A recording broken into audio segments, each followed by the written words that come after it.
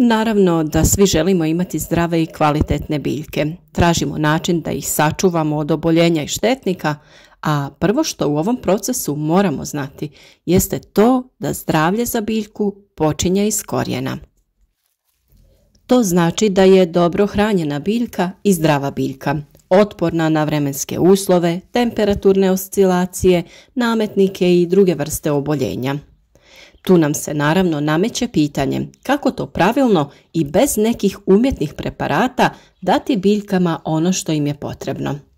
Najbolje je odraditi to na prirodan i jednostavan način, zatvarajući neki prirodan ciklus koji možemo vidjeti svuda oko nas. Vraćamo prirodi ono što nam je dala. Najbolje je biljke prihraniti sa kompostom koji lako možete proizvesti i sami. U današnjem videu ćemo se posvetiti toj temi. Kako na pravi način kompostirati, šta se sve može kompostirati i prikazati kako smo mi napravili naše kompostište. Za sve druge savjete o uzgoju biljaka koje nesebično dijelimo na dnevnoj bazi, zapratite naš kanal i tako nas podržite. Pronađite neki koristan savjet i pratite poslove koje je potrebno na vrijeme obaviti u vašem vrtu. Za redovne obavijesti o novim video savjetima kliknite na znak zvonca kako bi bili u toku sa radovima. Napominjem i da je praćenje kanala besplatno kao i svi naši video savjeti. Kompostiranje je prirodni proces razgradnje organske tvari, pri čemu nastaje ekološko gnojivo.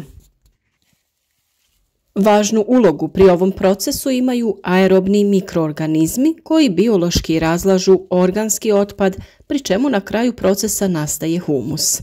Najbolje gnojivo za svaki vrt je upravo kompost koji poticajno djeluje na biljke, ali i na sastav mikroorganizama koji poboljšavaju njegovu strukturu. Miješanjem vrtnog komposta sa zemljom potičemo veću prisutnost korisnih kukaca, a mnogi od njih pomažu u suzbijanju vrtnih štetočina. Najbolji prirodni proces možete vidjeti prilikom šetnje šumom, gdje se neprestano odvija upravo taj proces kompostiranja. Biljke koje u jesen venu, lišće i suhe grane, sve to se zadržava na tlu, prirodnim procesom trune i dobivamo prirodni kompost, te je ta zemlja vrlo korisna i pogodna za biljke. Upravo tako se taj isti proces može odraditi u vrtu na našim gredicama malčiranjem. Za tu namjenu možemo koristiti svježe pokošenu travu, lišće ili slamu. S vremenom taj malč se stapa sa zemljom, trune i na prirodan način razgrađuje te pretvara u biljnu hranu. Slama je odličan izvor ugljika koji biljke vežu iz atmosfere, kao i razne suhe grane i grančice koje su baš kao i slama smeđe ili žute boje. Takvi materijali su na samom kraju procesa siromašniji biljnim hranjivima. Oni više služe za izgradnju mase, pa ih treba redovno miješati sa zelenim materijalima. Tu se ubrajaju razni korovi, ostaci biljaka, pokošena trava i sl. Vrlo je bitno da biljke nisu osjemenjene i da su ti ostaci biljaka koje uklanjamo zdravi, a ne prenositelji raznih gljivičnih oboljenja. Zeleni materijali odličan su izvor dušika. To je element kojeg većina biljaka treba u najvećoj količini. Upravo zato najkvalitetniji kompost nastaje kada pomiješamo ravnomjernu količinu zelenih i smeđih dijelova. Kompost predstavlja organsku tvar koja je nastala razgradnjom aerobnim putem. Koristi se kao gnojivo i kao poboljšivač zemljišta. Kompost još nazivamo i smeđe gnojivo. Prilikom kompostiranja sam proces humifikacije ide do kraja, tako da se organska tvar pretvara u trajni humus. Kompost služi za rast biljaka i predstavlja apsorpcijsku tvar koja zadržava vlagu i rastvorene minerale. Iako je jesen nekako najpogodnija što se tiče dostupnosti materijala za kompostiranje, mi kroz cijelu godinu možemo iz kućanstva i iz našeg vrta da prikupljamo ostatke i da ih stavljamo u kompostište. Možemo dodati dosta suhih grana, opalog lišća, možda negdje ima i piljevine, strugotina drveta, ima kartona i raznovrsnog papira. To je sve smeđi materijal koji ulazi u kompostnu hrpu. A također je dobrodošao i taj zeleni materijal. To je primjerice zelena trava koja se može nakositi, a to može biti i stajnjak, konjski, goveđi i ovčiji, koji je ujedno aktivator komposta jer je bogat mikroorganizmima. Kompostište je najbolje pripremiti u odvojenom dijelu bašte koji će se koristiti baš za tu namjenu. Poželjno je da to bude u nekoj sjeni, odnosno da mjesto pripreme ne bude direktno izloženo sunčevom svjetlu. Možete ga staviti i u sjenu nekog drveta. Kompostirati možete u ručno rađenim drvenim sanducima, pletenim korpama ili kupovnim PVC komposterima, koje možete naći različitih kapaciteta u poljoprivrednim apotekama. Mi smo svoj komposter izradili od paleta i drvenih dasaka. Kako bi kompost bio dobar, važno je izabrati odgovarajući položaj u vrtu što podrazumijeva da je mjesto prozračno. Bilo bi dobro i praktično da je blizu vrata i blizu vode jer je potrebno nekad i zalijevati ovu kompostnu masu. Zatim da je kompostna masa u polusjenovitom položaju jer toplina potpomaže razgradnju organske tvari, ali direktno izložena suncu i visoka temperatura može postupno isušiti kompost, pri čemu kao takav ne bi bio iskoristiv.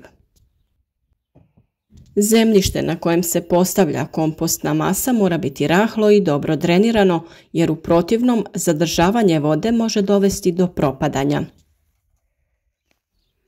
Važno je usitniti, ali i miješati sadržaj komposta, pa nakon sloja otpadaka punih vode potrebno je staviti suhi sloj lišća i suhe trave. Da bi proces razgradnje tekao kako treba, važnost ima i prozračnost mase, dakle mora biti strujanja zraka. Veličinu kompostišta određujete potrebama vašeg vrta i prostoru koji imate dostupan. Mi smo koristili 4 palete pa smo dobili 3 odvojena odjeljka. Stranice smo zatvorili sa daskama koje smo postavili tako da imaju razmak od nekoliko centimetara kako bi kompost imao dotok zraka.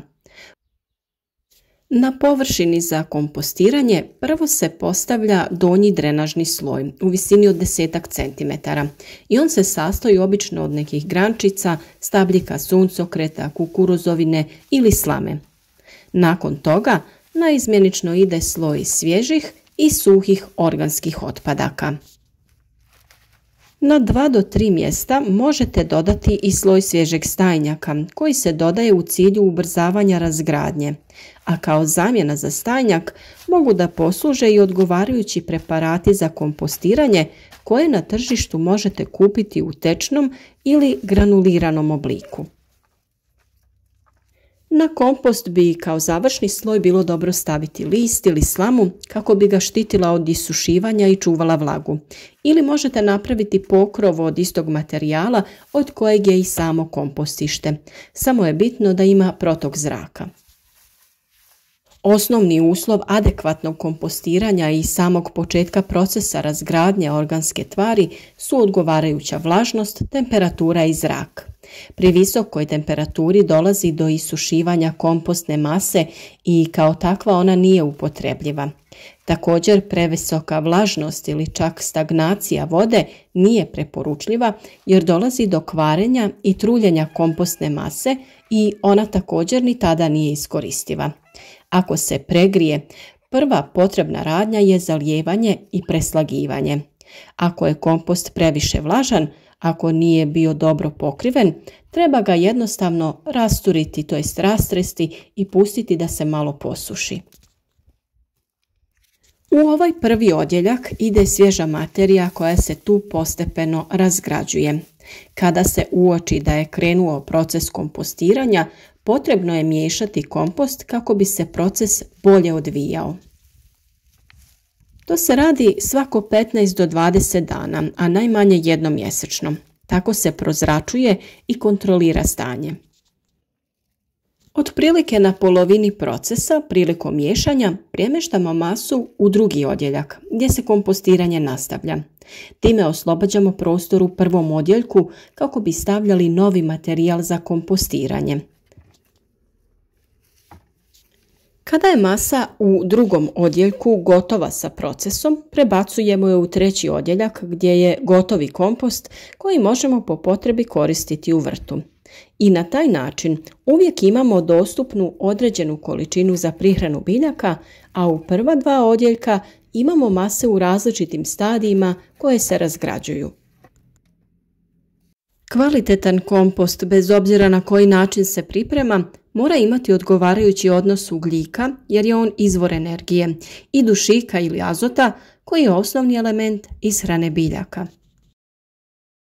Materije bogate dušikom su trave, leguminoze, ostaci voća, povrća, a takozvane tamne ili suhe materije bogate ugljikom su klipi stabljika kukuruza, stabljike suncokreta, slama, sjeno, strugotine od drveta, suhe grane, lišće i sl. U procesu se koristi biljni ili organski zdravi otpad kao što su ostaci povrća, trava, ljekovito bilje, lišće, slama, pepeo, životinjski izmet. U kompostirani materijal se nikako ne dodaju inertne tvari kao što su kamen, plastika, metal, guma, osjemenjeni korovi, bolesne biljke i one tretirane pesticidima.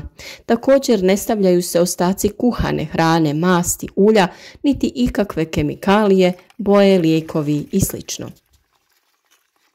Kompost je spreman za korištenje nakon 3 do 12 mjeseci odležavanja. Sve to zavisi o strukturi materijala kao i od vanjskih faktora koji utječu na brzinu razgradnje.